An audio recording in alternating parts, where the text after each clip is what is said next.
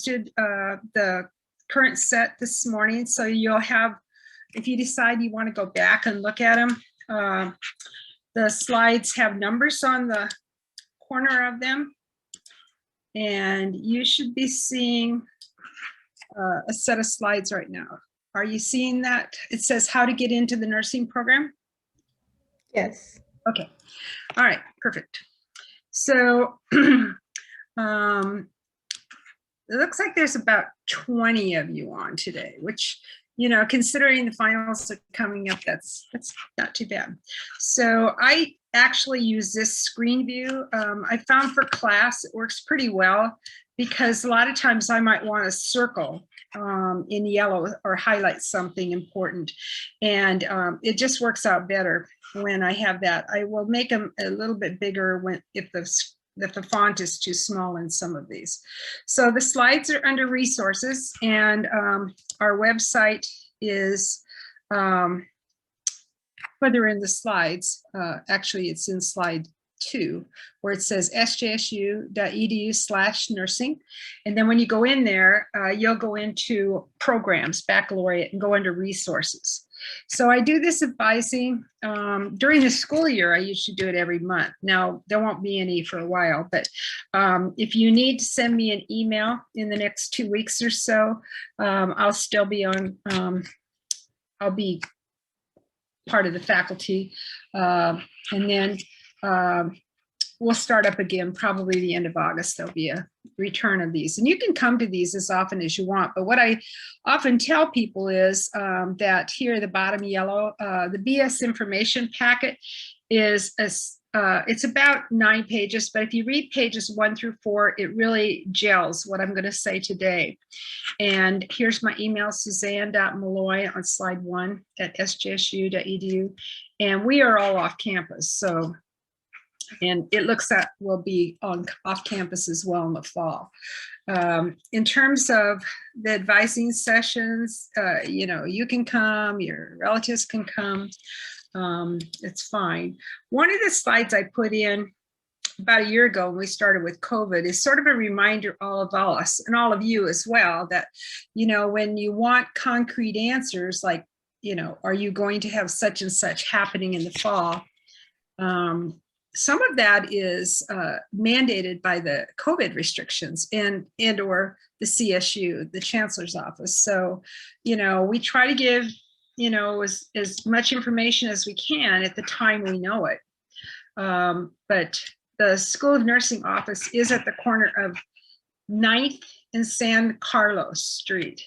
It's not open during COVID. So any of the emails you want to send over the summer, it would be nursing@sjsu.edu, and then a staff person will probably be getting back to you.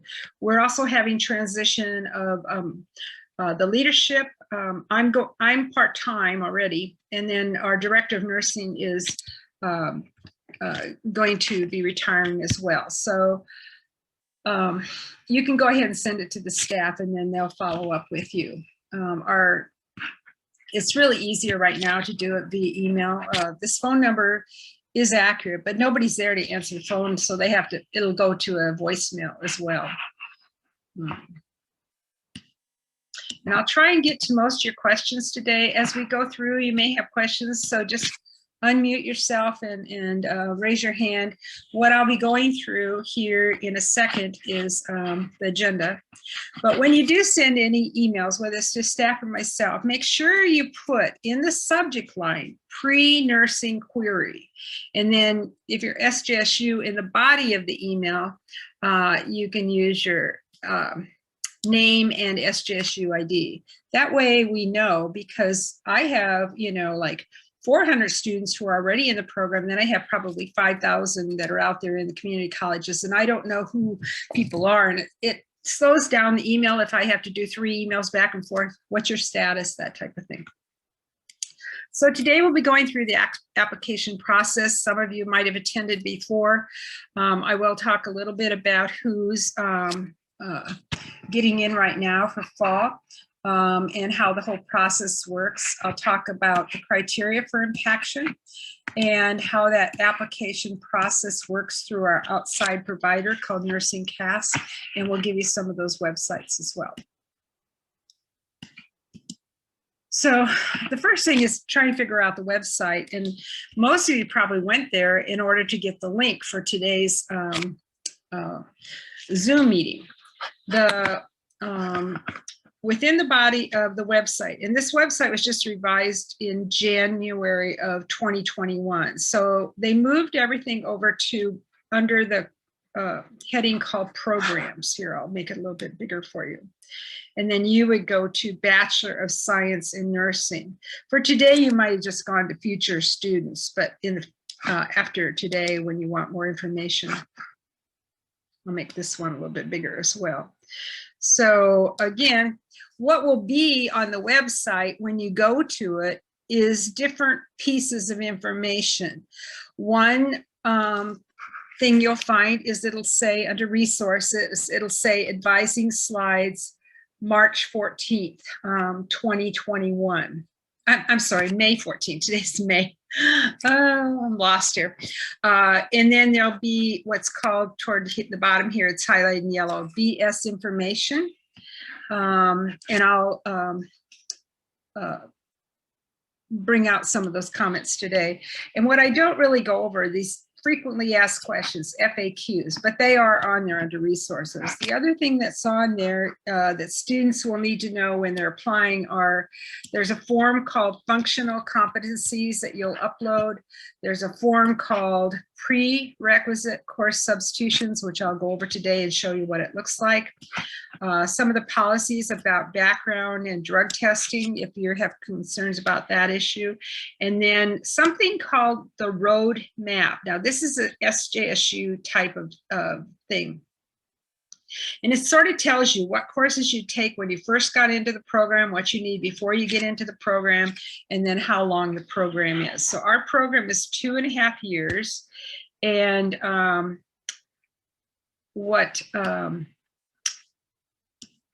we are dictated by the university resources of how many we can take. So we take 60 students spring and 60 students in the fall. And I'll get into the spring limitations of who can or cannot apply for a spring start. The program itself is 2.5 full years once you start the nursing part.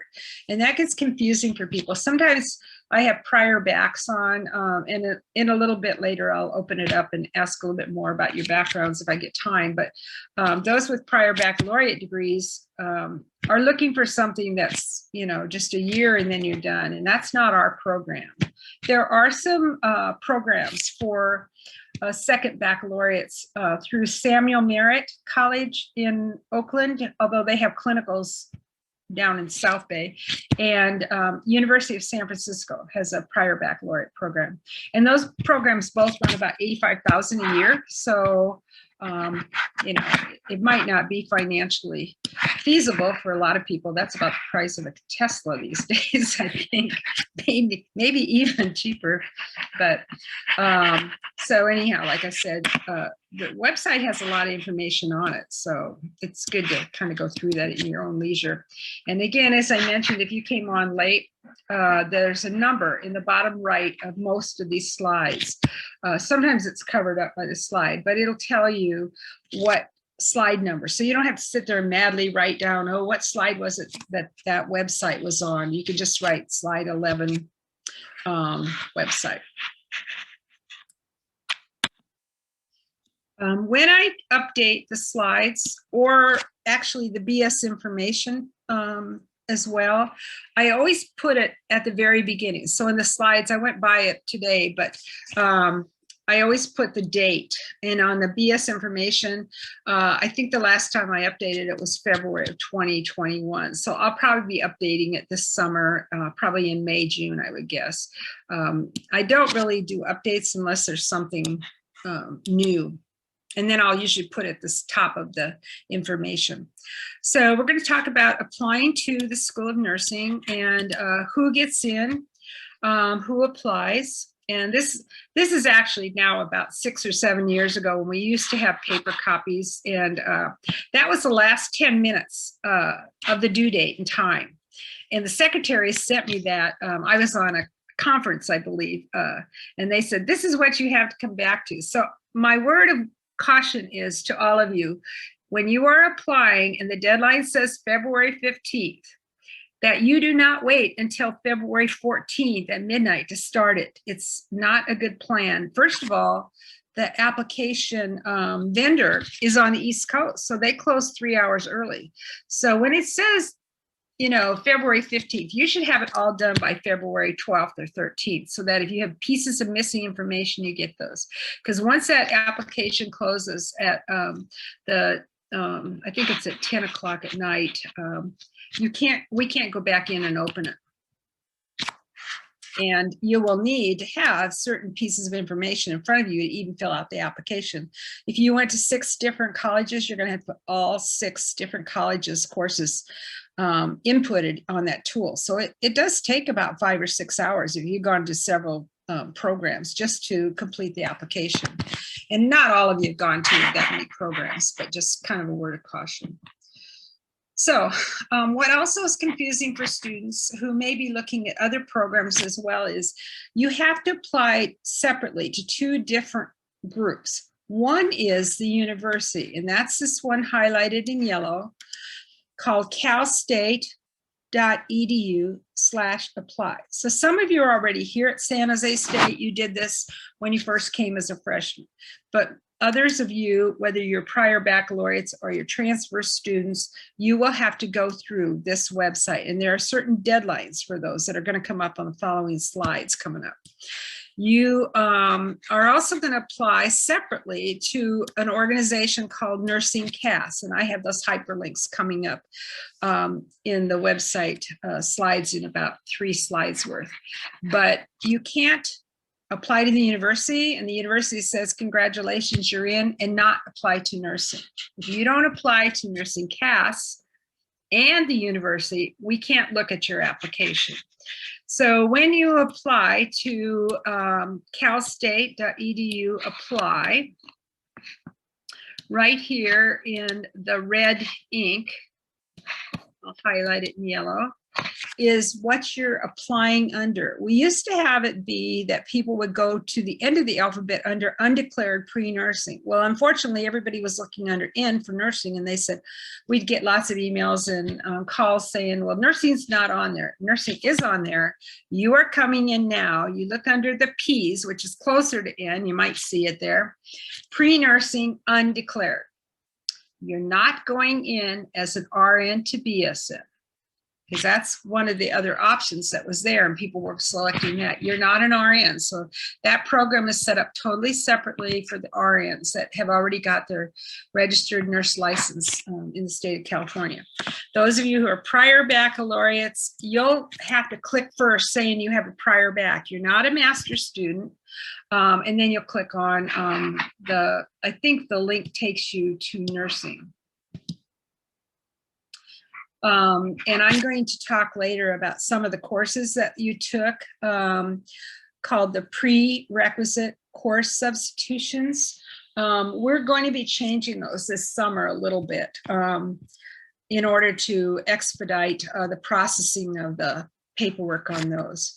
But I will, in case you're just sitting there wondering like how many people applied, it's becoming more and more and more, especially for people who do fall starts, which is when the vast majority of people would be applying to nursing. And we had initially, when I opened up that application, it opened in mid-February, but then by the time the Nursing CAS processes the paperwork, it was something like 640 or so. When we weeded out those who never really finished the application, they just opened it, closed it. Then it went down to 550. And in reality, what we really had was about 350 people who met the criteria, met the T's, met the GPA, and had all their coursework done. So that's a lot of people. 350 is a lot of people. And So later in the slides, I'm going to go over what those criteria are and what the process is. But just so you kind of are aware that the competition is rigorous, and we're a state school, which obviously, you know, means everybody's got a level playing field. I always get the question, well, do people that go to other schools have a less chance? And right now they do not. Everybody's on a level playing field. I think probably 2 or 3 years from now, the criteria may change, and people that maybe go to San Jose State, take their sciences here, may get a bump in their score, but that won't happen for at least, it would probably be at least 2 years probably. So it probably doesn't affect any of you. So this, when you see a slide, it'll actually be slide 16, and it has a picture on it of a nurse or nursing student probably. That's the link for the Nursing CAS website. And they've got it set up. It's a long hyperlink, but then that way it goes straight to the application part and you don't have to try and get through it. We are called the Valley Foundation School of Nursing. That's the other one. Sometimes people get confused. They're looking for SJSU. It's called the Valley Foundation School of Nursing. Okay, in terms of timelines, COVID actually did affect a lot. In spring of 20 and fall of 20, clinical settings were very much affected. And even now, this spring 2020, we probably are going to have a few students, not too many, maybe only 5 to 10, who may have to go in the summer to finish their clinical settings. I mean, their clinicals, because the clinical settings were very restrictive in letting our students get started on time. So if COVID, you know, keeps on a downhill trajectory and people are immunized, I don't foresee that being as big an issue this fall. But right now, we still have quite a few restrictions on the agencies that contract with us.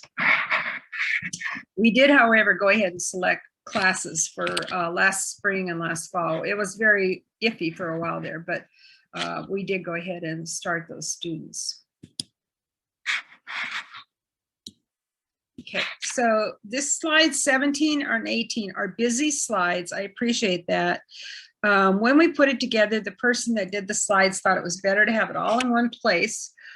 So I'm going to start with those that are interested in starting San Jose State in fall 2022.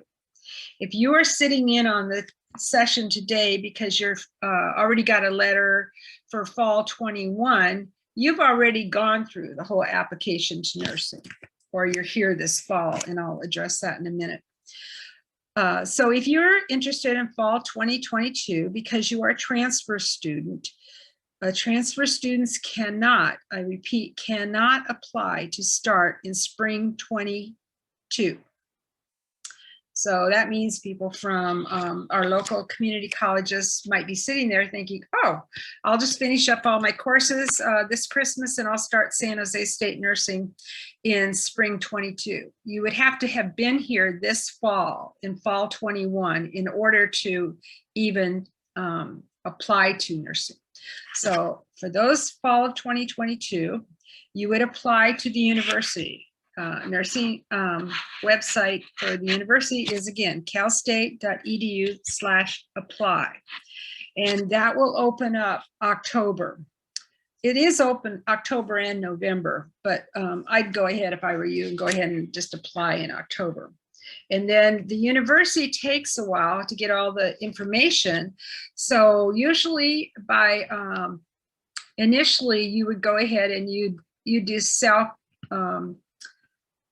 self-declaration of what your grades were and stuff. And then in usually the 1st of March, they tell you one way or another if you're conditionally approved for the university as pre-nursing, undeclared.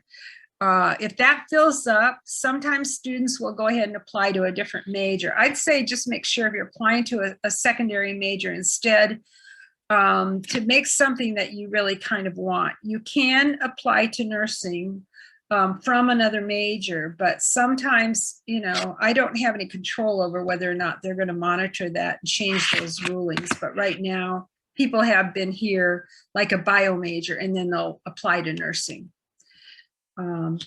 Okay, so anyhow, there's some other things that you have to do for the university, and one of them is called the TEAS test, and I'll go over that in a little bit as separate slides, but the TEAS itself actually is going to be changing, so there might be some issues there that I will explain a little bit more. And then you apply to this nursingcast.liaisoncast.org/apply by February 15th. So I will open it up. It says here usually 3 to 4 weeks ahead of time. Usually it's about the time this January semester starts. That's when I usually open up the application. And it's partially because the nursing cast people tell me when I can or can't open it. And we have a whole process that happens where we review applications online that come in from February 15th to usually early April, mid-April, and then we send our letters out the end of April. I'm going to take a quick break here for just a second.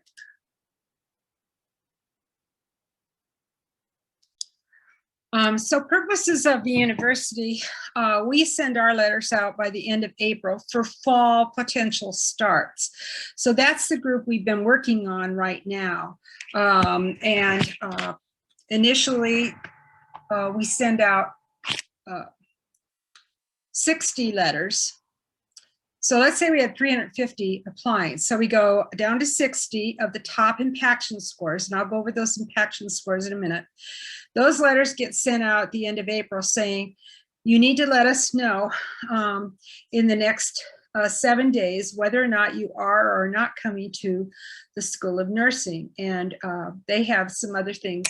The students that got that letter have other things they have to do. And then the university also will tell them whether or not they're admitted and what paperwork they need.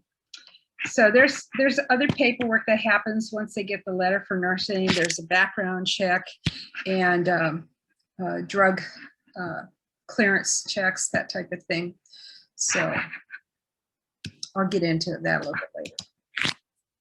So for spring starts, so that would be any of you on right now who are going to be at this university this fall, or the other caveat is, or you're a prior baccalaureate degree student from the United States.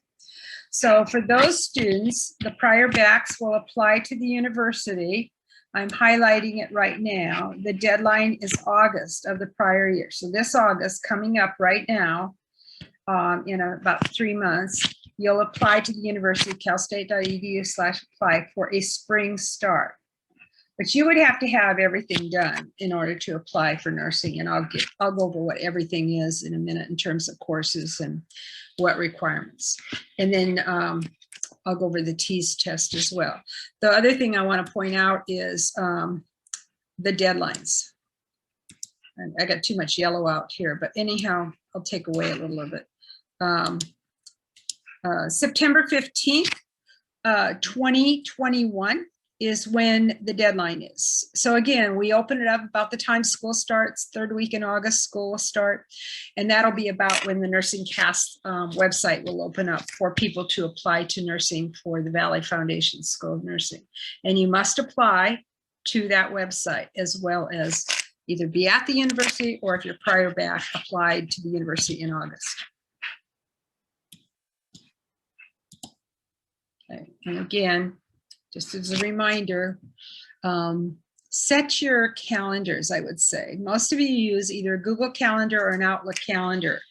And if you're using it already, I would think most of you would be with your all your online classes, is just go ahead and mark your calendar, a few weeks ahead of time so that you don't forget things. Maybe make an appointment with yourself and then make another appointment with yourself so you do not miss those deadlines.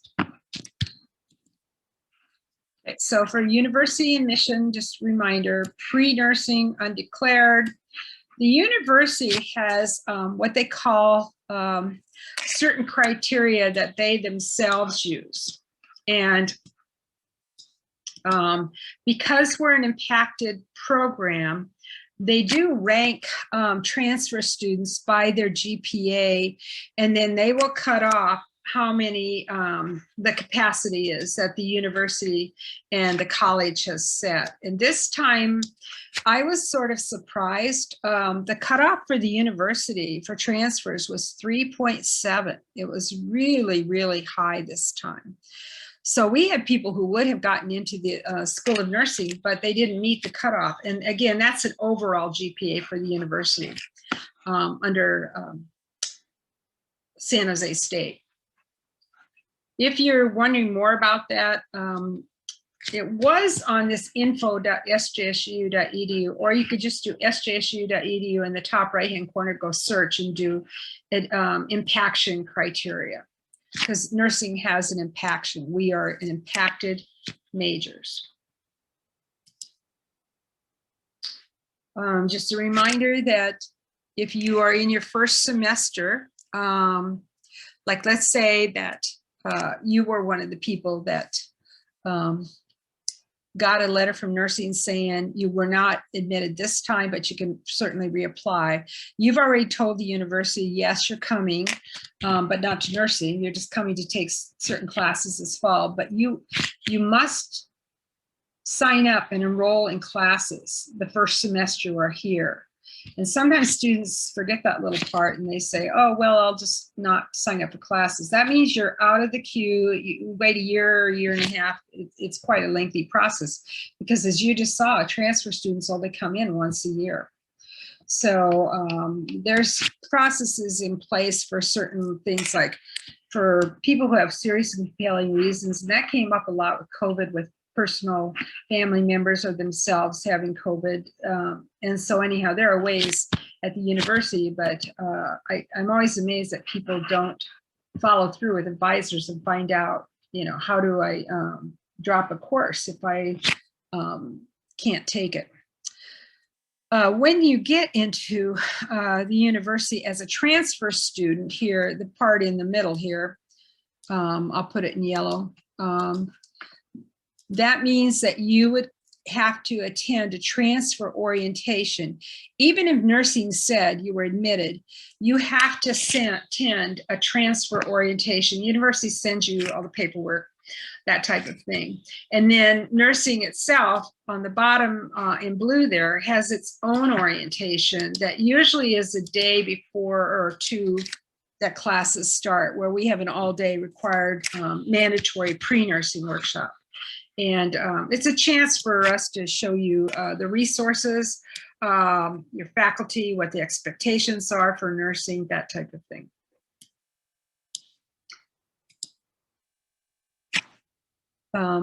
This comes up every now and then, and it usually comes up with people who have gone to 2 or 3 different schools, including maybe some colleges or universities that prior to coming here, but they never finished a degree. They're not prior baccalaureates.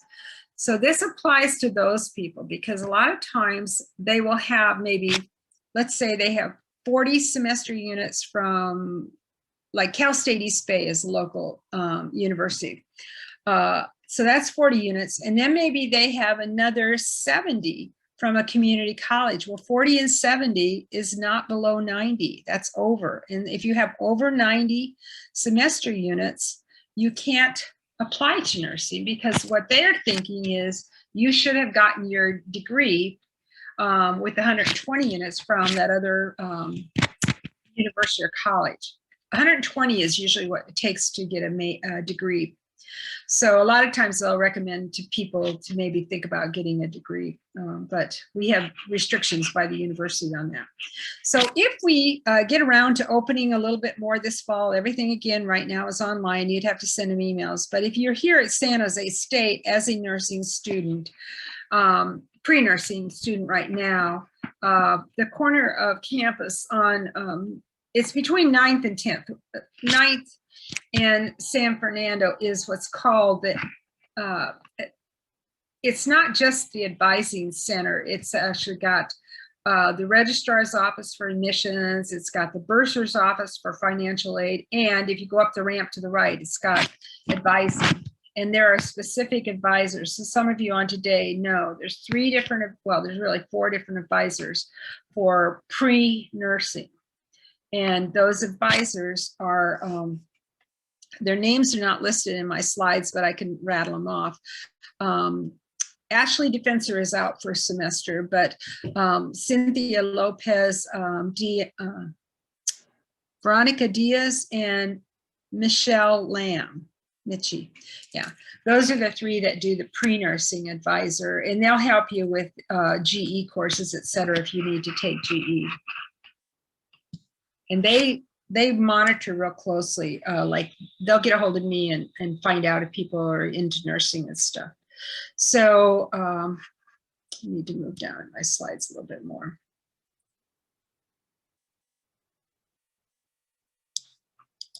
So I already mentioned this part about the 90 units. So it's slide number 26 if you want to go to it. I did not mention the part here in yellow. Prior baccalaureates basically start off with a clean slate when they come to San Jose State. So they're not going to have 120 units at all. I mean, the 90 units. They may have 70 from a community college, but for all of you that are community colleges, 70 is the max. Even if you took 115 semester units of community college, the university only takes 70, period. Once you get a letter from the university, and the email, actually it's all email now, and it says, you know, congratulations, you're provisionally admitted to the university, go to next steps. Do not forget to do that, because again, we lost a few students a year ago this time because they were prior baccalaureates. They didn't send in the transcripts, and it's like, you got to send in the transcripts, you know, just because nursing CAST does it, that's separately. Nursing CAST has nothing to do with, you know, it's all separated from the university. And so for those of you that are prior backs, your letter may not come the 1st of March, just so you're, you know, not getting panicked.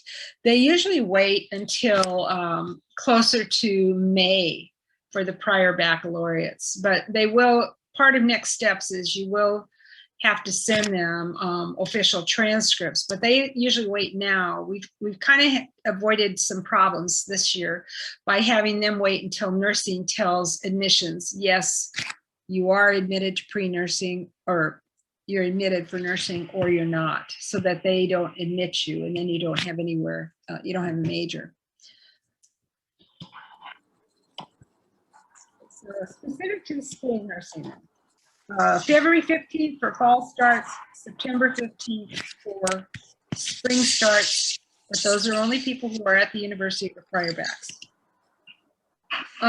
So again, for those of you that maybe caught on a little bit later, the website is sjsu.edu/nursing, and in the middle there, where the arrow's pointing, under programs, under baccalaureate, it has resources at the top, and the hyperlink links further down to BS information, and that is a, I think it's about a 9-page single space document, but the nitty gritty here, the important information is usually page 1 through 4, maybe page 5 now, but it'll tell you specifics when I talk about the impaction criteria in that. I was using an application checklist. Now what I do is I send a checklist once you've been admitted to nursing, but there will be certain guidelines that you will have to complete, and one of them is applying to the university, and the other was like you'll have to go to an outside site, a different website for the TEAS test, which I'll go over. Other thing that will show up on that same website under resources is functional competencies. And just so you're aware, what that means is it's a 1-page document. You either print your name, or you type your name, or you, well, you can't type right on the form, or you sign your name, and then you scan it as a PDF. Too many people did not have access to a vendor that uses DocuSign, so we had to just have it be a handwritten document that you upload. And then some of you may have been around long enough to know about something called the writing skills test, We don't use that anymore. You just go right into our first semester, and our first semester includes writing in our Nursing 100 WE course. It's a research writing course. For the actual application, again, you go to Nursing CAS website anytime after about August 15th, anytime after January 15th, if you're here at the university. And it'll ask you to fill in the blanks of certain questions. And the portal is pretty user-friendly, I think. We've had lots of training so that we try to make it more user-friendly for the applicant. You can apply to 3 or 4 different programs. I think the initial application is $40 or $50, and then maybe $15 for each one thereafter. Other schools of nursing, and then you can use all the different, you don't have to keep re-entering information. So that's nice for people.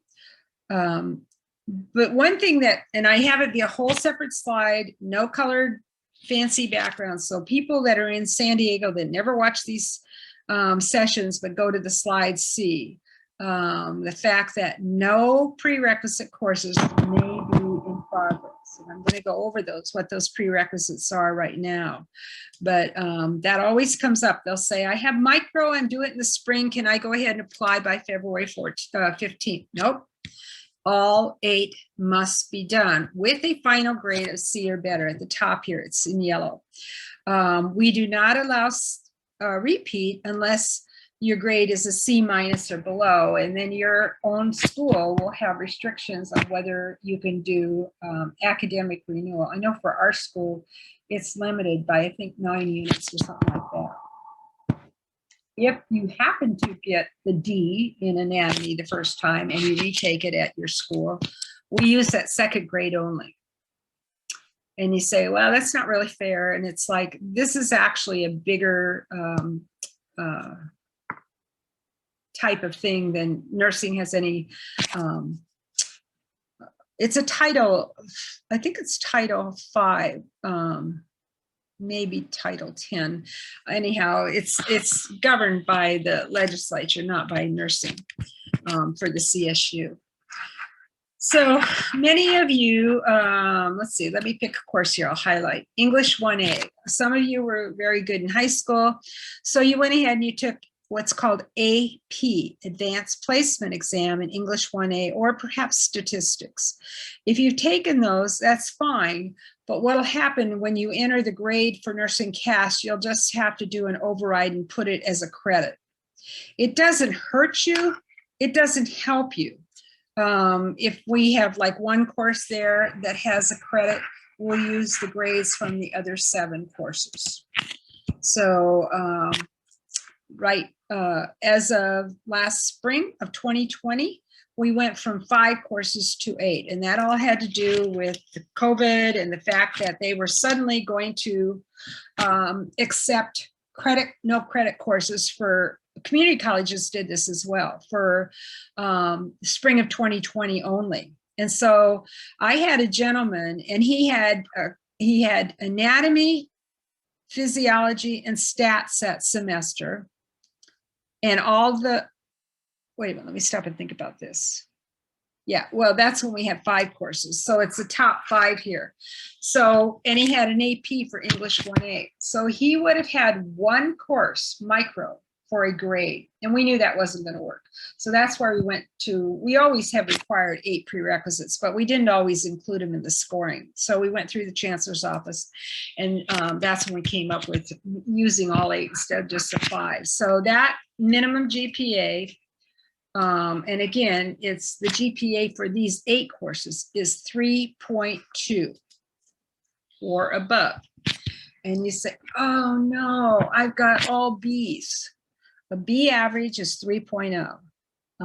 So it doesn't allow you to consider yourself eligible to apply. You need to look at other nursing programs. And there are other nursing programs, both locally and out of state, that you could be looking at. But, you know, same thing with the T's when I get to the minimum T's. If you don't meet the minimum requirements, you're not eligible. And I know that sounds harsh, but we're a state school and we have to have some kind of criteria.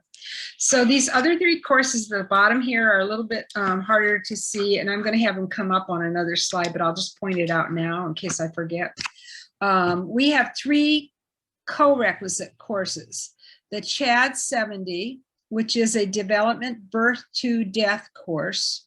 Again, CHAD 70 is the number at San Jose State.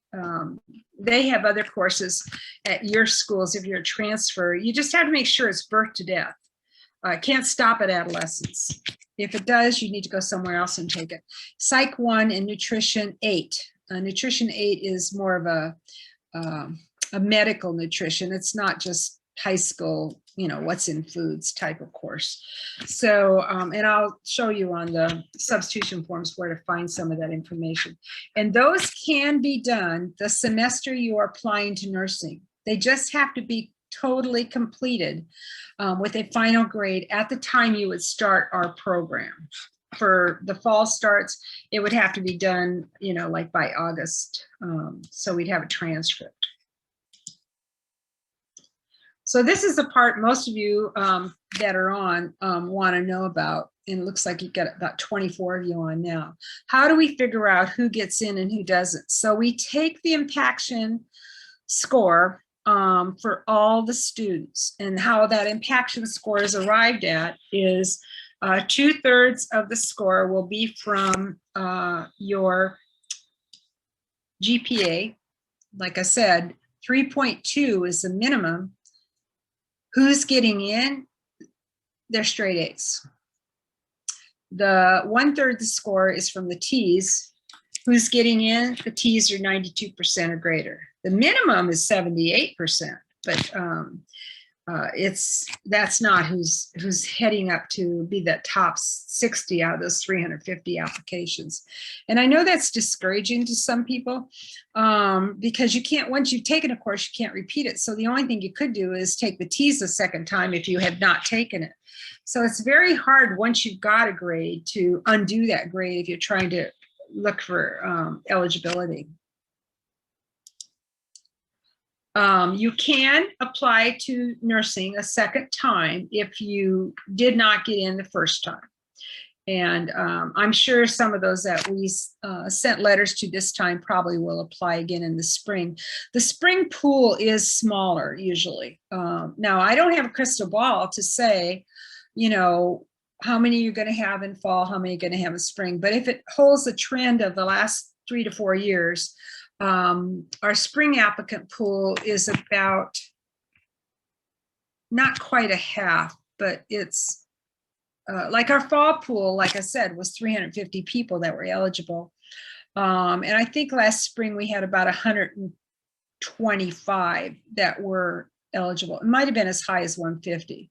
And the reason that's number smaller again is they had to have been at San Jose State to even apply for a spring start. So just to finish the slide out, because I didn't mention it before, if your anatomy, your physiology, or your micro, those 3 sciences, anatomy, bio 65, physio, bio 66, and micro 20 are over 5 years old, then you will need to repeat them. We need that recency. And then we'll use the repeat course, obviously. I am going to stop for a minute here. Let's see. Let me check the next few slides. Let me go through 2 more slides and then I'll stop in it because I'm sure that people have questions about this impaction scoring. For additional documentation when people apply, there's things they have to scan into the nursing CAS application. And one of them is they have to scan in their driver's license. Now, sometimes there are reasons that people don't want to take the driver's license exam. And if that's the case, it's fine for you. It's on the bottom here. The very last thing on this slide, we will accept the Department of Motor Vehicles picture ID. But I would say, and it's particularly hard right now, you should allow at least 2 months before the application deadline to get that DMV picture ID. It takes a while, first of all, to get the appointment for DMV. And then over and above that, you have one of 4 items. You either have to include a current, now remember, if these are expiring, start working on them now. Either a current US passport or a US birth certificate or a green card of permanent residency. Or the other caveat is if you're a DREAM Act DACA student, AB 540 student, then you would give me the front and back of the employment card, and you have to email me we have a form that says I am a AB 540 DACA student. So you would have to do that as a separate email to me. It's not on our website. This part here gets a little confusing about transcripts. So if you're coming to transfer to San Jose State needs transcripts. But over and above that, in nursing CAS, there'll be, when you open the application, there will be a form there that asks you to request your transcripts from all the schools you've gone to, which is fine. But what gets people confused if they haven't looked at the slides or heard this is that you don't have to have all the transcripts into nursing CAS by the time they close the February 15th or the September 15th deadline. And the reason for that is it makes sense. If people are applying February 15th and they took fall courses, those transcripts won't be ready by February 15th. Or same thing with summer courses for the September 15th. Those summer courses won't be ready. So that's why you just have to have nursing CAS. You have to request them, and then make sure when you go to nursing CAS that the last thing you have to do is close it out and pay for your application. If they never ask you to pay, then you're not done with that application. There probably is some part that you need to go back and look. It's sort of like income tax. They won't let you close it. I just did them, so that's why I'm thinking of that. The functional competencies form is on our website, as I mentioned, and the form is basically set up to be what kinds of things would you need to do as a nurse or a nursing student. So can you sit for 8 hours? Can you stand for 8 hours? Can you see and hear with accommodation? So you fill out the paperwork, and then at the bottom it says you need to follow up if you have concerns about signing up. So that is hyperlinked to our website there.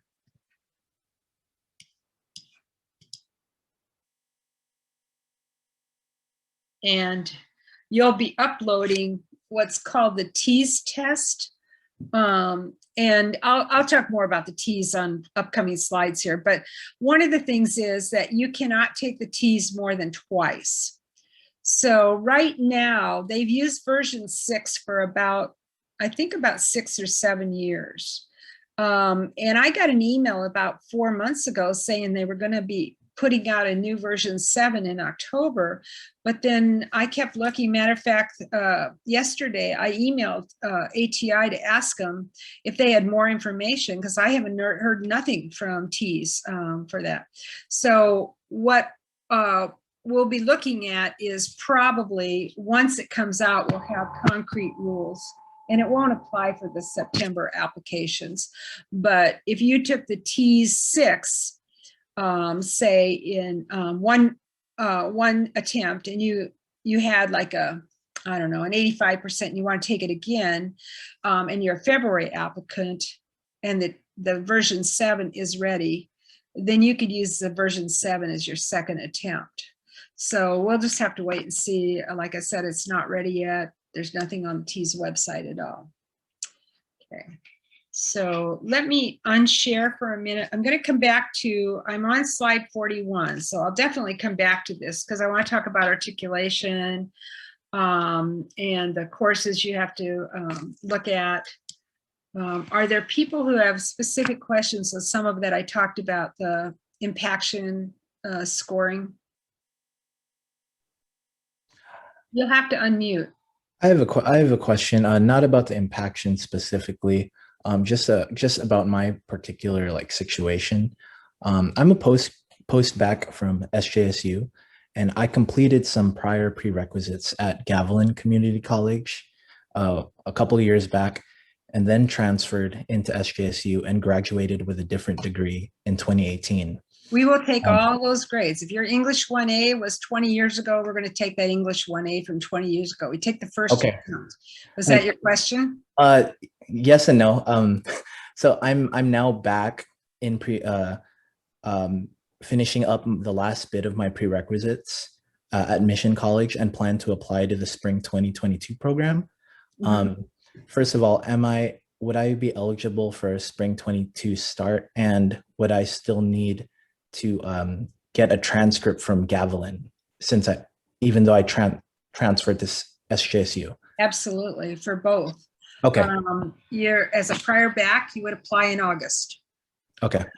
And as a student who's taken courses in other schools, every single transcript has to be available to us. And it's a great question, by the way. Thank you, John Michael. Because and students always wonder about that, why am I filling out, 6 transcripts of grades? We don't want to have people hiding grades. And when we see transcripts, it'll always say on the transcript, they, transfer credits in from Deanne's or Evergreen or whatever. And even if it's an art course, we still need all, and we being San Jose State needs all those transcripts. And so does Nursing CAS, all those transcripts. Yeah. Okay. Thank you so much. You're welcome. Hi, I had a couple questions. So about the impaction scoring, I know that the way it exactly was done is you guys would take the GPA and then the T score divided by 30 and add those together. Is that still the way it's done exactly, or no? It's not added together, no. Now the weight of the scoring is 2/3 of score is on the GPA and 1/3 is on that T's divided by 30. I still have a slide coming up about talking about T's and dividing by 30, but no, 2/3 of your scoring is on grades. So, I mean, it's almost becoming hard because people are all straight A's for fall starts. Yeah. The other question, I guess it might be coming up because of the T's, was I know that there's a bunch of different ways to take the T's, there's in person. Oh, I'm coming up to that, yes. So hold on to that one, Sharona. Okay, thank you. Okay. Do you have an average number about, let's say you admit 60 students, but of course not all 60 may be going to SJ, they may be going to, let's say, their other options that they applied to, nursing programs. Do you have an average number of how many alternates you accept from, not a specific number, but just average? I'm not sure what you mean by alternates. Are you saying how many come from San Jose State and how many are transfers? No, so if you, so you know how you accept 60 students every semester? If some students decline, do you just keep 50 students, or do you go No, I didn't get that far with it, but I can kind of explain it now. So we had 350. So the top 60 get the letter saying yes letter. Okay. Then I leave, and this is for fall starts because there's a bigger batch and there's a bigger chance that they're applying to other schools. Then I leave a section, usually 15 or so, probably a few more, that are what in my mind I call pending. Now, we never use the word wait list ever because that's more of a community college thing, but they're pending. And what they're pending is waiting for the people who got the letter to say, oh, no, thanks, I'm going to go to a different school. My mother, and father live in a different county or something like that. But we tell them in their letter, we'll know within the next 15 days initially how many are going to say yes or no. Okay, and then so that group has to wait, and then we do it, we don't jump down and go here and then here. It's like number 61, 62, 63, 64. Okay, then we come down, and then whatever that cut is, that the pending letters are going out, then everybody else below that gets a deny letter. And what happens is in the summer, people are moving around. They're applying to a lot of different programs. So they may say yes to us and they pay their $100 for the workshop, and we assume they're coming to us. What a lot of them don't realize is that even though we have it underlined in bold and cap, highlight, mentioned 2 or 3 times in their letter, please let us know if you're not coming, because others of the class are still waiting. They don't let us know. And so if they don't follow through with professional responsibility that any nurse would do, we have to wait until the rosters come up, and that's sometimes 2 days before classes. And then if I see I don't have a class of 60, then I go to number 63, 64, 65. We keep going, and I'll get to that a little bit more, Mia, because I think it's a pretty important point. So let me go ahead and go back to the screen share, and I'll talk more about what that means for people who maybe are waiting. So let me see, it's on slide 41. Can I ask a quick question? Because I'm not sure if it's in reference to impaction or not. Sure. As far as I've read in the past, but I don't know if COVID has changed anything in regards to it. What any of your veteran students, how does that play a part in impaction or not? Great question. It's coming up in about 5 slides. So hold on to that thought. If I don't cover it, then make sure, but it's coming up. Okay, thank you. Yeah. So let's see, where was I at? That was 41. So slide 42. So there's about a couple slides here that talk about students who have taken courses at other places. So just to be clear, those of you that went to a private school or perhaps out of state, where you took maybe some of your courses when you were, maybe you've gone to school, you're prior back, or maybe you just lived out of state and took, some of the courses there. Those are not going to show up on this articulation page. This articulation page, for those of you that are going to a lot of our colleges in California, the community college, it's the same as assist.org. It's so much easier to use in my mind. So you go to our tip.sjsu.edu, or you can see here on the bottom, it's info.sjsu is the same webpage. And again, what you're doing is you're going to look up, did my bio 40A at De work? And it's part of a series of 3-quarter classes is what I'm getting at. And so what you're going to be doing is try to figure out, are they articulated? So anybody, like I said, out of state is not going to show there. But one thing that came up last year, which is kind of interesting, the student had gone to, I think that person had maybe was a second career in chiropractor or something. And the school that they had gone to was not regionally accredited in one of the states. It was a chiropractor school that had gone out of business 15 years before. So the university wouldn't even let them in because it wasn't regionally accredited. Don't worry about community colleges, all of those are regionally accredited. It's when you go outside the system that I'm talking about. So, okay, so you're gonna go artic.sjsu, you're gonna go to school transfer. The only time I would use course to course is for a while there, they weren't posting nutrition on our website because we were just moving over. I think now, I looked at the other day and I think the chat and the nutrition are on there. Then you're going to say, I'm from Humboldt State. Actually, that's a terrible example because their school went out of business in nursing, but let's just say it's Cal State East Bay. And then you're going to, so that would be what college you're taking the course at. And again, you can do this tonight. You don't have to wait till you take the course. And then this is only a little segments to kind of emphasize the point of the steps that you would take. Then you're going to look in the left-hand side. When you went into BS nursing, left is going to be San Jose State numbers. So this Bio 650 is online. It's very confusing, I think. And obviously we had to accept all online sciences because our Board of Nursing normally did not accept online sciences prior to COVID. Well, they didn't have choice this time because all the schools went to online classes during COVID the last year and 3 months. So Bio 66 at that school is Bio 48 or this 48H honors course. If for some reason, let's say the course was, let's say this course was stats, and over here on the right, it said no equivalent at Cal State East Bay. That means you've got one more step to do. It doesn't mean the course you took in stats at Cal State East Bay won't work.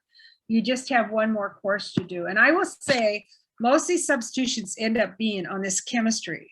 And the reason is because a lot of places in community colleges, they use a combination 4-semester unit inorganic and organic chem, and we don't have that at San Jose State. We just have the 30A is actually an inorganic here.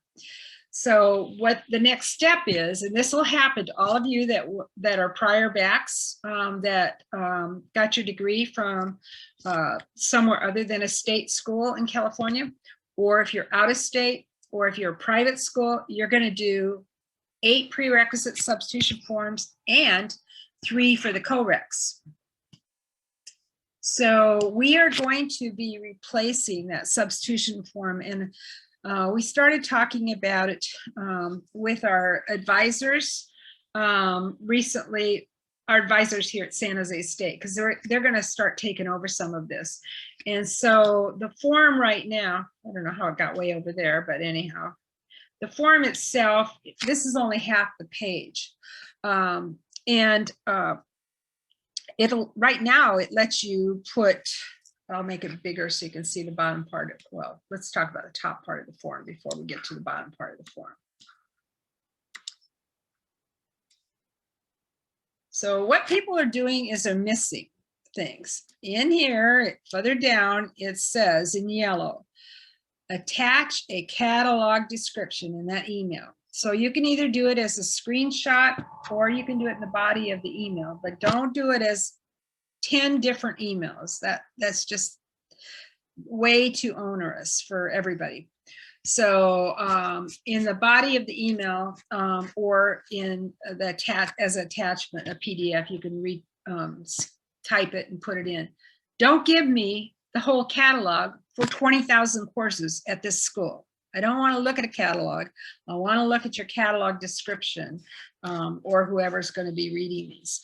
And then the other thing it asks is that right now, if we continue to use this one, that, I don't know why that number's there, but you know, that you would print it off. If you're filling out what's called a typable form, what students are not realizing is that there's certain things with Adobe Writer that you have to do. And if you don't change the name and you just send it to me, it shows up as a blank document. So I usually tell people just, as long as we're using this form, just go ahead, print it off, scan it back in and send it in that way. But further down here on the form, is on the left, you would put like San Jose State to be stats 95 and it's 3 units. And then on the right side of the form, it'll be stats 2 at whatever, Green Bay, Wisconsin in fall of 2019, 3-unit course. One of the reasons we need to change the form is because when we set it up, it just didn't leave enough room for students to write. So, and we're good. Right now, I am so far behind on these. I can't even begin. So if you're a person who's been sitting there waiting for a prerequisite substitution, just go ahead and send it back to me in a regular email in that address that I gave you initially. This form tells you, it's in blue, you can't see it right now, I'll make it real big. It says to send it to nursing-undergraduate-coordinator. And And so that's where they're all going. But like I said, I got pretty far behind when the problem was everybody waited till, you know, the week before February 15th. I can't review, you know, if we have 350 students, at least half of them were transferred or more. I can't review 150 courses. I just can't. So needless to say, it got a little backlogged. I have a question. Sure. Is that the same substitution form for AP credits, or is there a different form for that? Right now I am, it's a good question. Thank you for that. Right now, if your AP does not show up on your college transcript, like at San Jose State, it just shows up right there. It's the very first thing. It'll say AP English or AP Advanced English or something like that.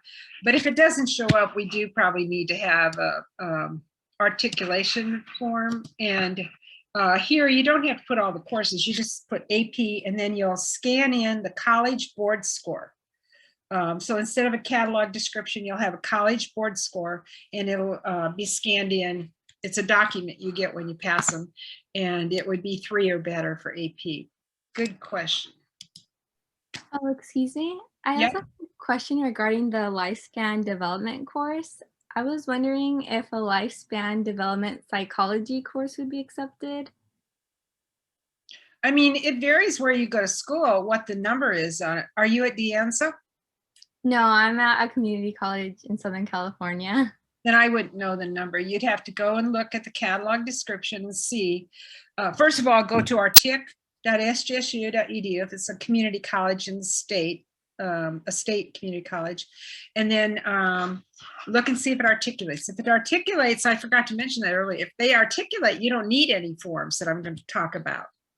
But if it doesn't articulate, then you'll have to, you know, put in the catalog description, do an articulation form, or retake the course if it stops at adolescence.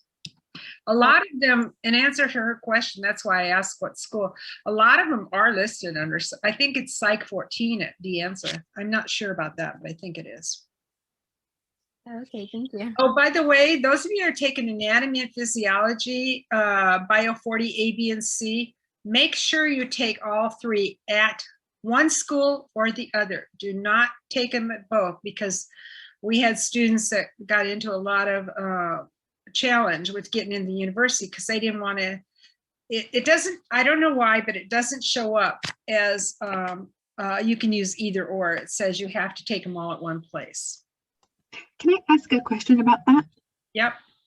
So pre-pandemic, I started my A&P series at one of the schools, and then after that I did it, the last 2 sections of it at the other school. You are going to need a course substitution form. Okay, thank you. Yeah, you have to have it for all. Yeah, you have to have it for all of them. I would just put all of them, all 3 on one form, because then whoever's reading it, whether it's myself or these other advisors, they'll be able to see where you took these courses, because it might be confusing to them. It's the only place where Bio 40, A, B, and C are at different schools. So yeah, that I know of. I don't think any of the other schools have that. Okay, so so usually again, you'd print off the substitution form. If you have 8 courses, you'd have 2 forms. If you have 11 courses, you're going to have 3 forms actually. And then you're going to scan it to me, and then I will scan it back to you, signed or as approved or denied. If you don't hear from me within a month or so, it's probably time to send me a regular email, not through that email, but my regular email address. And again, I don't answer emails because I'm on vacation all summer from May 25th, I believe it is, to August 19th. Yeah. I have a question regarding Chem 30. Can we go on, and then I'll come to your questions in the end, because Chem 30A usually requires a substitution form. So Okay. let me go on. But I'll come back to you when we finish at the end for questions. I'm just worried it's already 3:13. Oh, I did get to go to 4 today. That's right. I changed my times particular session. So the 3 courses I mentioned, it's CHAD 70, Psych 1, and it's Nutrition Food Science. I forgot to change this. 08. And they can be in progress until you actually, that you complete them prior to coming to us. And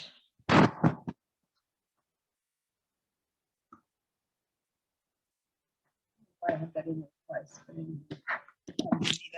I already talked about no WST course. Okay, so now the question came up more specific about TEAS. The TEAS test is the test of essential academic skills. What is available is version 6. And you must have a minimum score of 78% or greater. And I will show you on the following slides. I'm on 54. I think it's on 2 more slides yet. What that looks like. But the big thing is timing. So this came up last year a lot with COVID.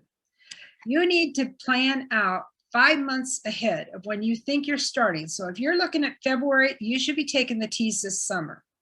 Now I know there's one tomorrow, but you would have had to sign up for that already. Usually you sign up about a month ahead. So, and there's a couple reasons you want to do that. One is if your score isn't as high as you'd like, you still have time this fall to take another TEAS exam, because you have to wait at least a month between. And there are certain other things that you want to think about, which is your study tools. So I'll get to those. We divide that score by 30 to give us something that looks sort of like a GPA. That's why we do the division part. And you would take the higher of only the first 2 times. So if the first time you took it, you got a 68, and then the second time you got a 90, just scan in the second time. The time that whatever version you had, I mean, not whatever version, but whatever score was the highest of the 2 attempts. So one girl this last time applied and she said, well, I got a 92. I said, you didn't get a 92 when you took it the first 2 times. Your first 2 times, your highest score was only 80 something. But she had taken it a 3rd time and got a 90 something and thought, well, we should use that. But that's not, the guidelines say 2 times. And I would say allow, anywhere, if you're doing it, it depends on how the place that's testing does it. Most of them, even if it's paper and pencil tests like San Jose State, they're still using up some of the paper and pencil tests. They tend to scan in those answer sheets. So now the results are coming to ATI website, which is where you're going to go back to get those results. It's usually coming back in about 5 days, but don't let it go till the last minute. And so this issue of an online version versus a non-online. So San Jose State will be probably switching to an online this fall. And if they do, they will have the online version allows you to have a screen calculator. If they do an in-person version at San Jose State this fall, then they'll have a calculator for you. But when you're doing the testing, this is kind of important because it's confusing. It got confusing because of COVID. So there are a couple other schools that do it in person. Now, as of last semester, I didn't check yesterday when I was looking, but Cal State East Bay has been closed down for testing for over a year. San Jose State was closed down in all of December, all of January, and that was when they had the 2 tests right before February. So last year we had to allow some virtual. We're not going to do that anymore. Even if you go to the ATI website and they say there's a place in Sunnyvale called Success Testing, you must go in person to take that test. And the one there is about double. That's 117, or it was. And I think San Jose State's is $40 or $50. It's quite a bit cheaper. So it's just something if you're trying to save money, because so I just have one slide on 56 that told you how to get through that Sunnyvale site. So in terms of the test itself, the schedule for San Jose State and how you would go and register is under testing.sjsu.edu. Testing.sjsu.edu. Now you can't go ahead and put the slash and get directly to T's, or it's at the top.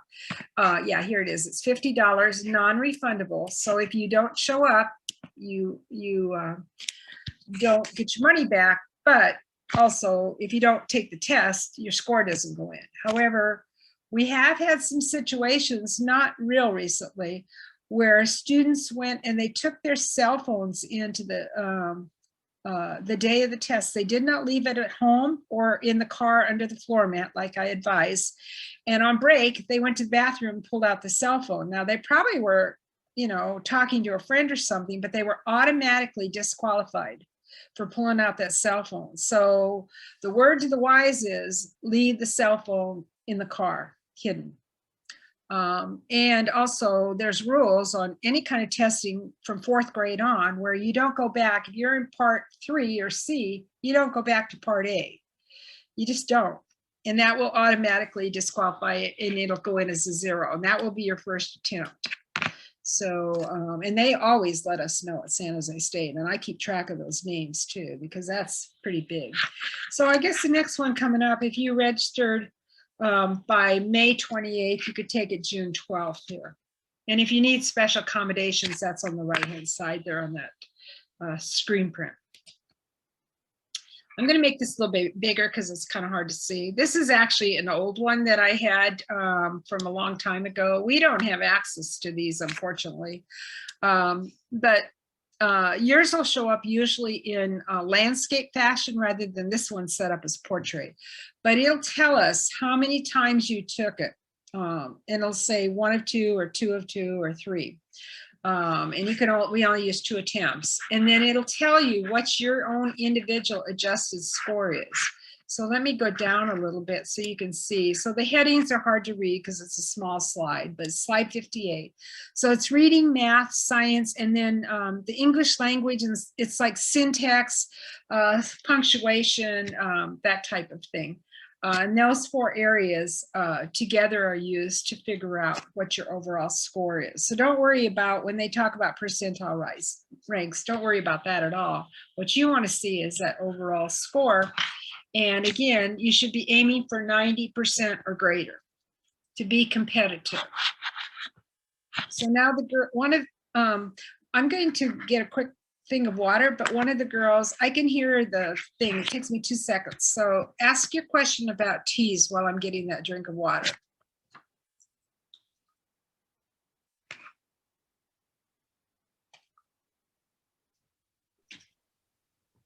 Yeah, so my question was about the format of the test, like if it had to be in person or online. So yeah, you said in the previous slide that it has to be in person. So we can't take it, I'm guessing, at home on our computer, but some of the testing sites might offer it on a computer, but like on site, and that's okay? Yes, if you are at that on site and taking it there, they have proctors there. Mm-hmm. Yeah. Okay. But they are quite a bit more expensive. Okay. So Is there the San Jose State one that is on paper is cheaper? I think, yeah, I have a feeling even when they switch to electronic, it's only $50. I think they'll probably keep that fee down a little bit. Do you know when they're going to switch to electronic or no? No, I have no idea. And I've asked the head person about that. Okay. There was just too much unknown with COVID. We just came out of, did we come out of orange today to yellow? I mean, we were on purple for Santa Clara County all that winter time when they were trying to figure out how to do TEAS testing. So that's where the little glitch came. Is there a certain cutoff date where you can take the TEAS test online at your house? Because I had taken both of my tries over winter and even like through SJSU. So is there like a caveat for that, or? You mean in February you took it already? Right, yeah. Well, I know what the dates were that San Jose State wasn't open, so I can see that on when I look at the dates. We weren't open until after February last year. So we've used that January, February one. Dr. Malloy, Yeah. Mhm. for the T's test date of August 14th, if I were to apply for spring 2022, would that still be enough time to get in my T score by the nursing CAS application? Well, you would. The problem is if you don't like your score, you have no recourse to do it again.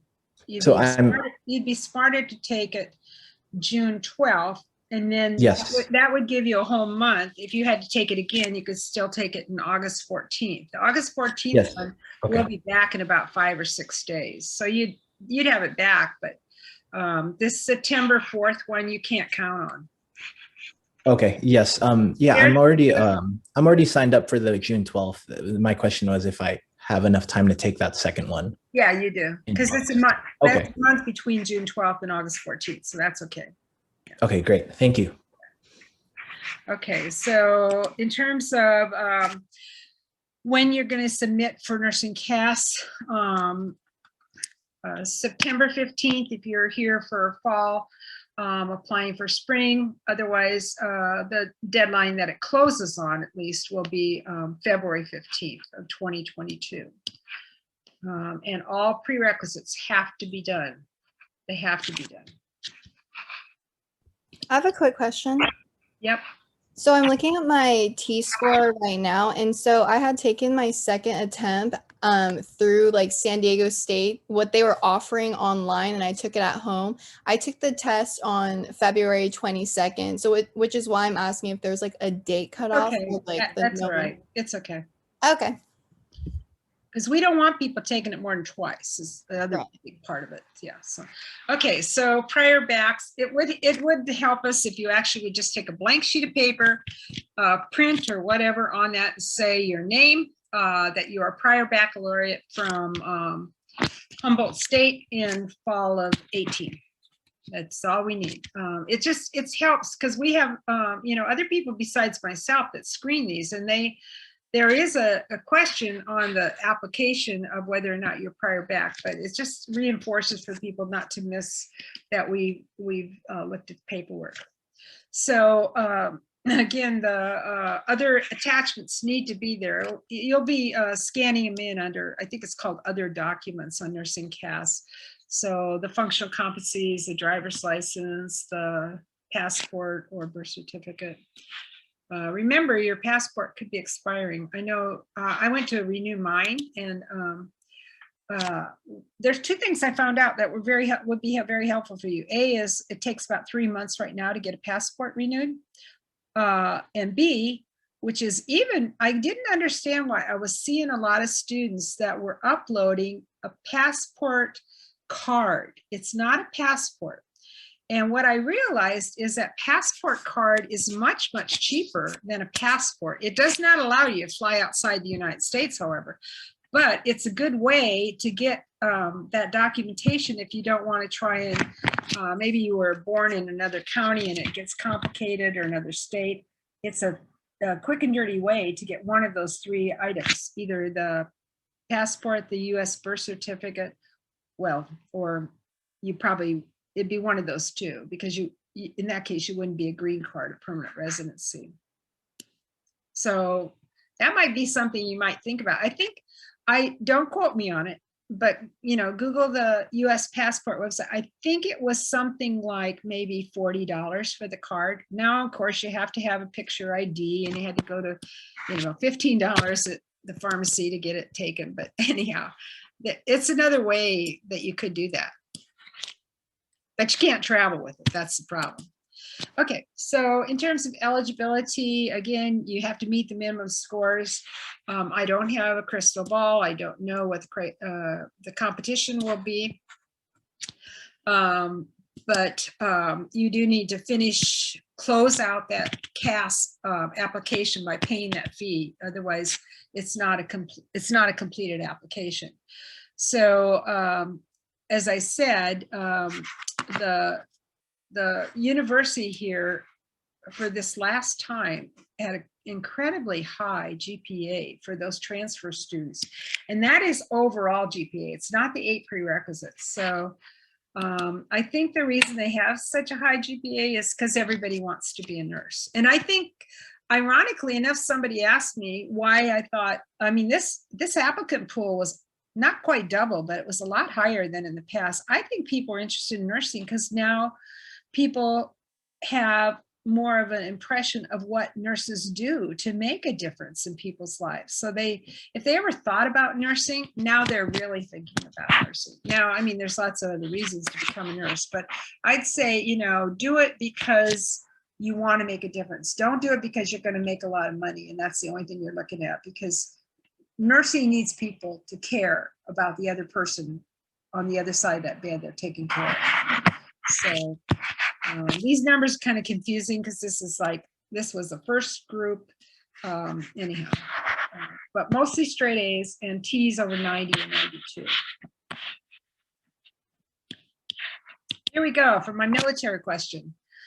You've been waiting very patiently. I can't remember whose name it was, but thank you for doing that. We do have built in, if we have 5 people from the military that meet all those criteria, the 2 people that have military that have the highest impaction scores, they'll go right to the top. Let's say there's only 2, and those 2 have a T's of 78, and those 2 have a GPA of 3.2. Even though they would go way down normally, if there's only 2 people in the military, they go right to the first 2 spots. And it's just to honor their service and give them, you know, a little bit of leeway. And a lot of them have, I mean, I'm prior military for a Navy nurse and stuff, and it gives them a chance to showcase. A lot of them have been corpsmen and corps waves in the military, so they have experience with sick people. What you will need a copy of your DD 214. If you're military, you know exactly what I'm talking about. So yeah, the question about military, did I answer that for you? Yes, you did. Thank you. Okay, yeah. This time I think we did have about 4 or 5, so 2 of them got the top spots. This always comes up, and I left the slide in only because you know, people have that question. I'll make it a little bit smaller. There we go. We used to have, I think we actually only ran it for a year, maybe even 1 semester, a caveat where they could bump their score a little bit if they had healthcare experience and they had to meet certain criteria. And then COVID came along, and, you know, that was just not reasonable to put that in as an option for people. It would have encouraged people to, you know, young 21-year-olds to go into the hospital and try and get a job as a nursing assistant or a candy striper or something like that, volunteer. And with COVID, that was totally unethical in our minds. So we do not have that option. You don't anticipate that being added back for like fall? I don't. Okay. We have to go through a lot of steps to get things changed on impaction criteria. I personally think we have got to get this stuff changed. And I think, you know, we're going to have to go through the chancellor's office and look, maybe it will be 2 years from now, we will not even accept prior baccalaureates. You know, they've already had a chance for their first degree. So maybe 2 years from now, we will use other criteria. I hope we never get to the point of interviewing, because to tell you the truth, the research shows that, you know, person that writes an essay will write it on, you know, some figure in their life that made a difference why they went into nursing. And of course, you know, it's going to be kind of the same type of a thing. So it's going to be hard to evaluate. And if you have interview committees, you've got to have 3 to 4 people on each interview committee. It's very labor intensive. We don't have the manpower for that. And Sacramento State used to have criteria of if you had they had a 100-point scoring system, and this is many years ago, but anyhow, the long and short of it was, one of their questions was, are you the first in your family to go to college? And if you think about it, there is no way that you could document that. No way. That'd just be on the honor system. So we get the student applicant pool that is representative of our county, like in terms of ethnicity and diversity. So anyhow, how the application works is we review the letters, applications, I'm sorry, and then we send the letters out, and then they have a certain amount of time that they respond to us. Usually it's a week or so, and they have to give us a nominal fee that's non-refundable to say yes, they're coming, and then we give them information about what courses to sign up for. There are other things that happen later. So the reason I left the slide in here is so that you will kind of not go ahead and run out and get this stuff now. So do not go and get, you probably already have had immunizations in high school for hepatitis B as in boy or blood, or some of the other immunizations you had when you were a child. But later, when you come to us, you'll have to have blood drawn from your arm called a blood titer.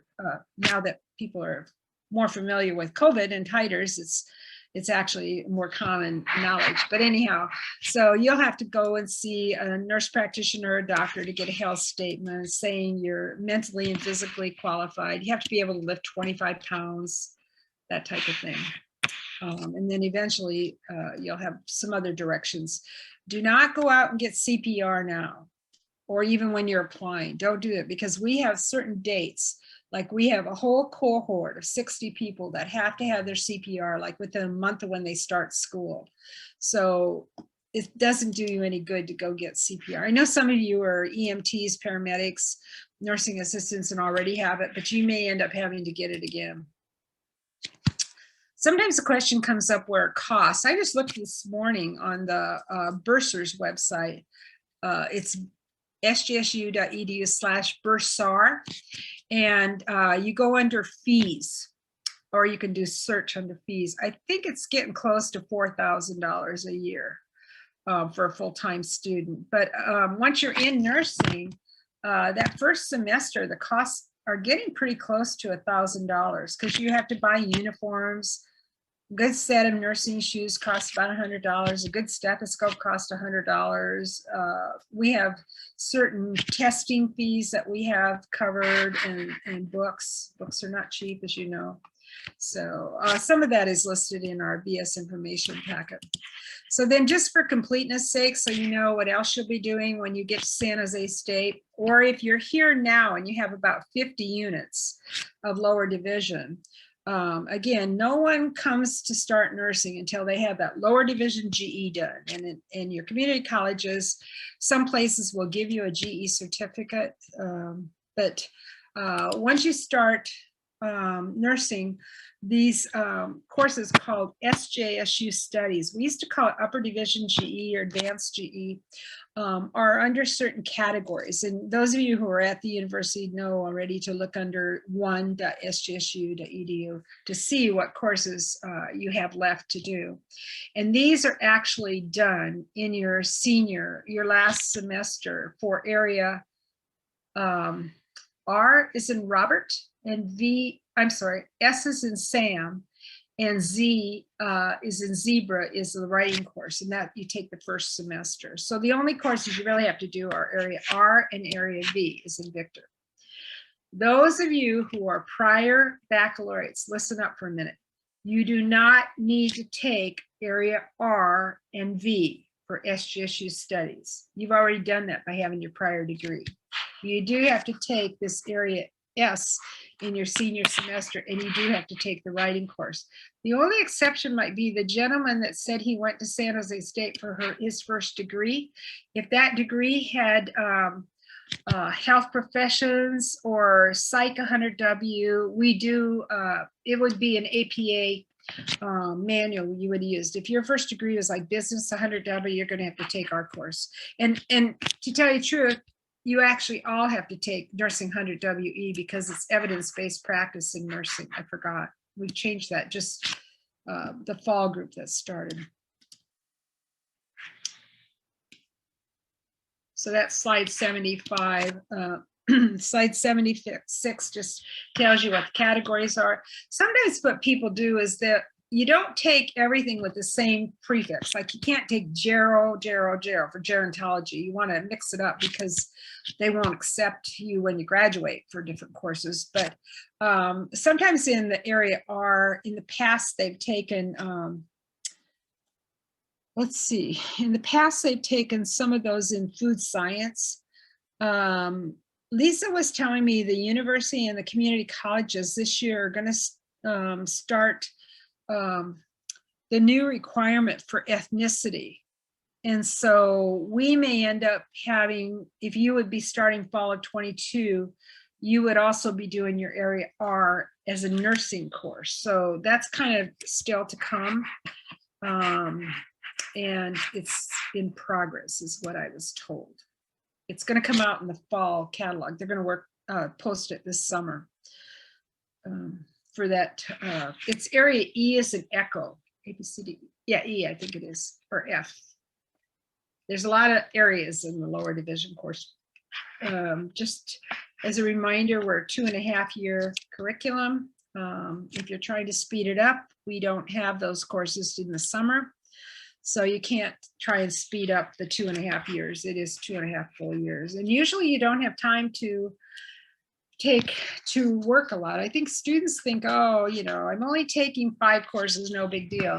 This is like taking anatomy, physiology, and micro all at the same time, but you're taking 5 courses the first semester, 6 courses the first semester.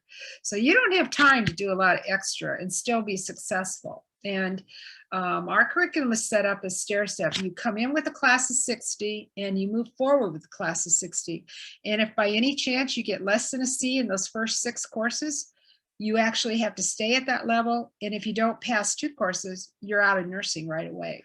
So we have certain restrictions on how many students can be in each clinical.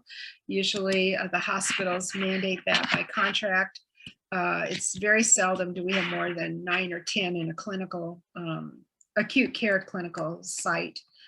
In our skills labs, we tend to run about 20 per group in the first 2 levels, semester 1 and 2. And then like I teach pharmacology and I do have 60 people online for that course. As I mentioned in the beginning, I think a few of you came on after that. I have an FAQ, frequently asked questions, on the website. I'll probably go through it again this summer and see if there's any updates needed. I did it last summer and hopefully I try to get the stuff so it doesn't outdate itself too much. We do not have an accelerated Bachelor's of Science program for those of you that are prior backs. I've already mentioned a couple programs at the beginning of this discussion that do. Sometimes students have a lot of commitments and that's understandable. And let's say you have 3 kids under the age of 4. You know, our program isn't probably set up well for you unless you have incredible childcare, because our clinicals are all different days and times and including weekends sometimes. So, and we only guarantee that you'll have a spot. We don't say you'll have Tuesday PM shift. For clinicals, that type of thing. So some of you may find that you want to go through an RN program through associate degree, and like there's about 6 or 7 in the whole county, and then come back and perhaps go here for your RN to BSN program. It's called a bridge program, and you still have to do those upper division GE, but some of the coursework, it's not 2.5 years. I think it's about a year and a half at the most. So that's another pathway. The downside is to get your associate degree. Some hospitals have criteria. I think Stanford and El Camino, they're magnet hospitals and they only take baccalaureate level students for their nursing pool. So the question always comes up, you know, am I going to get in? And I always say, I don't have a crystal ball. I don't know the answer to that question. I wish I did for you, but our goal is to get, you know, the best qualified applicant pool. And if you don't apply, you definitely won't get in. So, I mean, it does take a little time and effort, and obviously for the nursing CAS, there'd be a fee, but I don't think it's over $50 on the nursing CAS application. But after today, if you have more questions, you can email. I think one of my advisors is going to be available. I think it's next Friday. Let's see, 14 and 7. Yeah, I think it's next Friday. There's a place on that website, the nursing website. Actually, you just go under advising and then it'll get you to that link where you sign up for an advisor. Otherwise, we don't have any advisors anymore this semester, but they'll be back in the fall. And then there's a couple other numbers. If you're here already at San Jose State, which some of you may be, if you want to look and you're confused about your GE, the people in our college here, it's called the College of Health and Human Sciences Success Center. They have a phone number on there that you could call, or they probably have a website as well on the college website to sign up for them for advising, but you need to be at San Jose State. This is GE advising, it is not nursing advising. So just so I'm clear on that. Okay, I think I got pretty much through most of it, and it's not 4 o'clock, that's pretty good. Okay, so why don't you unmute yourselves and ask your questions that I didn't cover or was confused about. I have a question on transfer credits. I have 120 semester hours from community colleges. Oh, you're fine. They only take 70, but you're fine. Yeah, I have like 10 from a college in Georgia when I was in the Army, but it's like a 4-year. That one you might have to email admissions, admissions@sjsu.edu and ask them that question. I don't know the answer to it. Yeah. I tell you to email the R's advisors, but I don't think they do. They don't do that until you actually apply. Okay. I'm not sure about that one. But that's a San Jose State issue. It's not the nursing. Yeah. Mm-hmm. Yeah. Okay. Thank you. I think you guys are using your hands. So Ruby has a question, I guess, if your hand is up. Yeah. Hello, Dr. Simoloy. So lots of my questions were answered in your presentation, but I have 3 things. Just want to make sure with you again. So there will be no WST, right? And no healthcare experience, right? Required. And because I will take the T-test at San Jose State in August 14. So I'm wondering when will the test be able for me to register? Because I know the deadline registration. I didn't write down the number on that slide. It's halfway. Just go to testing@sjsu.edu. Testing slash, is that right? Let me try it while I'm talking to you, and then I won't give you bad information.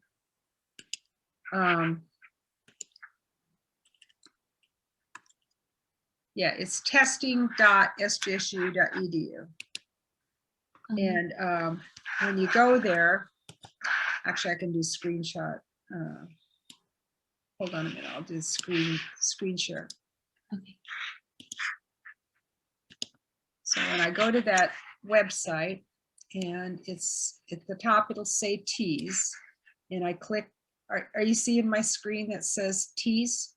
Yeah, I'm seeing. Okay, and then you go down, it gives you information, $50, what you need to bring, where you need to leave your materials, how to get a ticket, no bags, no purses, all the little guidelines they have. And then you'll take it a certain day, either at 8 o'clock or 1:30, and they'll let you know a week ahead of the test. And then if you sign up here, I put the heading says registration deadline. So it's a middle column that is the deadline for registering. So if you're trying to take it August 14th, you need to sign up by the end of July. I think it would be smarter for you to take it, sign up by May 28th, study that month before, and take it in June. Now, I forgot to mention, and I'm glad when you asked that question, I'll bring it in. ATI testing has materials for people. So one version is that you can sign up for just the test. And I think that's like a test booklet. I'm sorry, I didn't finish my statement. And it's an electronic booklet for version 6. And I think you can get that on Amazon, if I'm not mistaken. So that's like a $40 or $45 booklet. There's another version that on ATI testing you go to, and they have, I think it's the test booklet and 2 or 3 online practice tests. And that's about $100, I believe. So if you see anything that says $600 and it's a real course, that's not what I'm talking about. This is, and everybody I've talked to who has taken T's says for sure order at least the electronic book.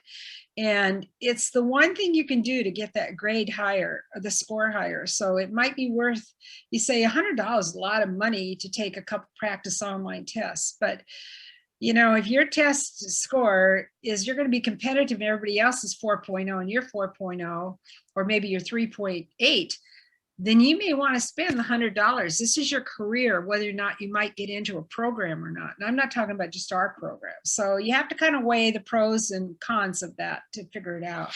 But it would be, you'd go initially to the ATI website to get all that information. It's atitesting.com, I believe. Okay. Yeah. Thank you so much. You're welcome. Let's see, somebody by the name of Mark Fisher has his hand up. You guys are so respectful. I tell my class, just take it off of mute and talk. Okay, so what was your question? I'm sorry. You already answered my question. Oh, okay. Then Adriana Olivia has a question. Oh, hello. So I've checked the articulation course website that's offered, and I realized that on my school there's no course articulation for one of the co-requisites. Can I send an email of a similar course description, or do I automatically have to take it at another school? Well, if you took a course that sounds like birth to death, then you take a course description and do a prerequisite. You do a full prerequisite substitution form. It's not just the description. You do the prerequisite substitution with the catalog description of where you went. But if it's not saying birth to death, don't bother. It's not a plain old psychology course. I just want to be clear on that. Okay.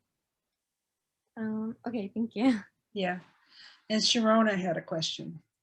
Yeah, I had a question about AP exams, and because I actually had attended San Jose State in 2018, 2019. So I already gave them my AP scores for English and psych. So it should be on my San Jose State transcript, but do you guys Well, you need to look it up. You need to go to your San Jose State unofficial transcript and make sure it's there. So if it is, should I still send you the AP score report, or? No, if it's on there, we don't need it. Okay. And do you guys accept AP Psych for the co-requisite? Yeah. Okay. And I had one more question about GEs for transferring. So I know that to transfer, you need either 60 semester units or 90 quarter units.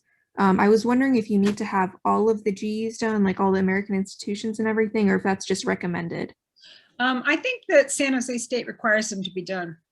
Okay. It's not at the time you apply to San Jose State. I want to be clear on that. You'd be applying to San Jose State in October, November, but you could be completing those through the end of spring 22 semester. If you're starting San Jose State in fall of 22, because I think those final transcripts are usually due in June of the year that you're starting. Okay. So that would be part of the San Jose State application. It wouldn't have to do with the nursing application. Yeah. But I just want to make sure people don't have these arts and letters sitting there. A lot of times people are going to San Jose State. I had a person who was 13 or 14 years old that was ready to start nursing because, believe it or not, they had done all the prereqs in college, but when they were still in high school, they were young, Mhm. but they hadn't done the GE. So you have to do all that because there's no time. Once you get into that 2.5 years, there's no time to take anything extra, nothing. Okay. Yeah. Okay, thank you. Yeah. I was the one that had the question about Chem 30. So I'm a sophomore here at SJSU, and I took Chem 1A. I passed it. Would Chem 1A substitute Chem 30? Would I have to retake Chem 30? Why don't you send me a separate email? I don't Okay. understand why you would have taken Chem 1A when you knew, if you looked at our website, did you Oh change your no, name? I'm in a different major right now. Oh, well, yeah, send me an email. Okay. By the way, what major are you? A science? Yeah. Well, I'm in the same college, but I'm a forensic chemistry major. Oh, you should be okay. The reason I asked her what her major was, not that I'm trying to be nosy, but sometimes those majors like psychology or communication, they won't let you take the sciences. So that's why it's kind of important to, if you can't get into pre-nursing, that you sign up for something that has has the ability to, that really applies to more freshmen. I don't know if I've got any fresh high schoolers on today, but really it applies more to the high schoolers. So, but that girl, even though she's another major, she can't apply to nursing. Okay. Thank you. You're welcome.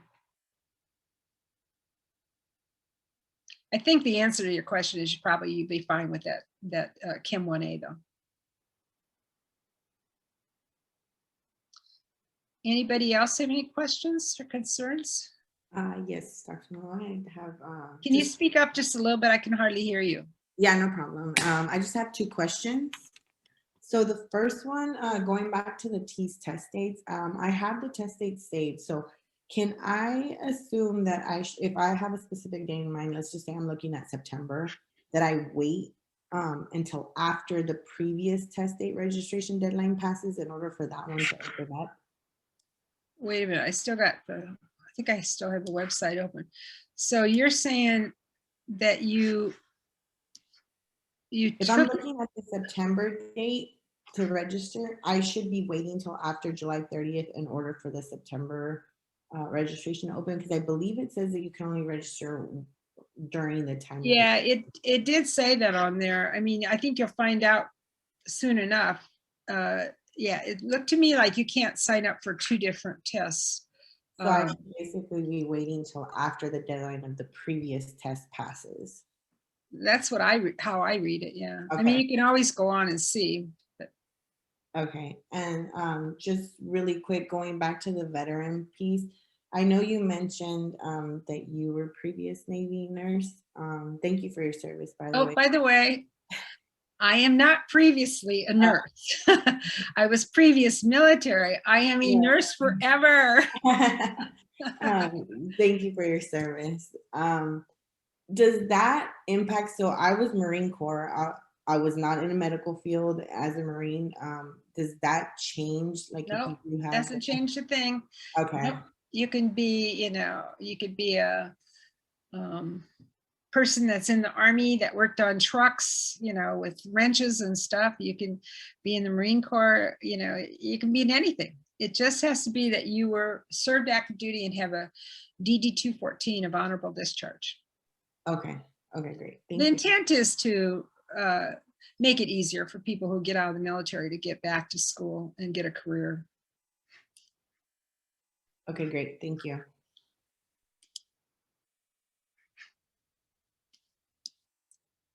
Anybody else? Did I get most of your questions answered? Looks like there's still about 16 of you on.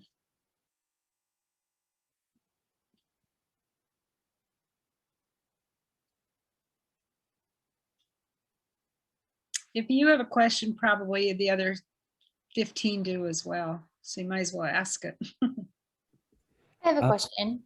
Sorry. Yeah. Deanna, go ahead. So I'm planning to apply for the nursing program for fall of 2022. Yeah. So if I take the TEAS on August 14th, would that give me a second chance to take it, or is that cutting it too close? Let me go back to that. If you take the T's on August 14th, Yeah. but you're not applying until February 15th for nursing. Yeah. So I guess my question is, I'm just going to confirm with you that you need to have the T's completed months before your nursing application, not the San Jose State application. That is correct. Okay. The reason I said to think about doing it in the summer is if you didn't have enough time or your score wasn't as high, you'd have a couple months there to study for it.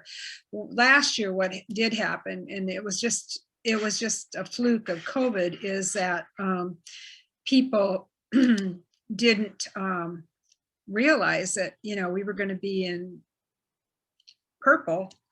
And nothing was going to be open and nobody could go on campus. There was restriction. Absolutely nobody could go on campus those months. And so the whole testing site closed down for about 3 months. And that really put people that were applying in February of last year in a bind because they waited too long. Instead of trying to do it in the summer, they waited until they were going to do the January T's, or December. I think December 18th was the first one that got canceled, and then a January 6th one got canceled. Oh, and they got themselves in a bind. I mean, I'm hoping that COVID version purple is behind us. I'm hoping. Okay. So you just recommend like completing your T's a couple months before you put your nursing application in. Yeah, it just shows you if your score isn't as high as you want it, you have another chance to do it. Okay, And the possibility that version 7 will be out. Now, I don't know if version 7 will be that different. When I saw the preliminaries, it looked to me like a few points here is moved, you know, like maybe 3 points moved out of English and into math or something. But yeah, I don't know that it's that different, to tell you the truth. Okay, great. Yeah. I have a question about the nutrition class. Sure. It doesn't look like I took mine at Delta College in Stockton. Uh-huh. And it looked like the San Jose State one was a nutrition for professional. It is. Yeah, you might have to look around a little bit more. There probably are going to be some online ones this summer and fall, because a lot of schools, ours included, most of our courses for nursing are going to be online in the fall. Well, so my school only offers one nutrition class. Would it? I know you're going to have to look online and find some other school. So I'd have to take it at a different school that articulates. Yeah. Awesome. I think you might be able to take it through Open University here. I'm not real sure if that's a possibility or not. It might be more expensive, to tell you the truth. I know summer courses here are horribly expensive when they do even offer them. So you might not want to, you know, do that. And without that nutrition, we can't get into the program. You can't get into the program. You can apply, but you have to have it done. If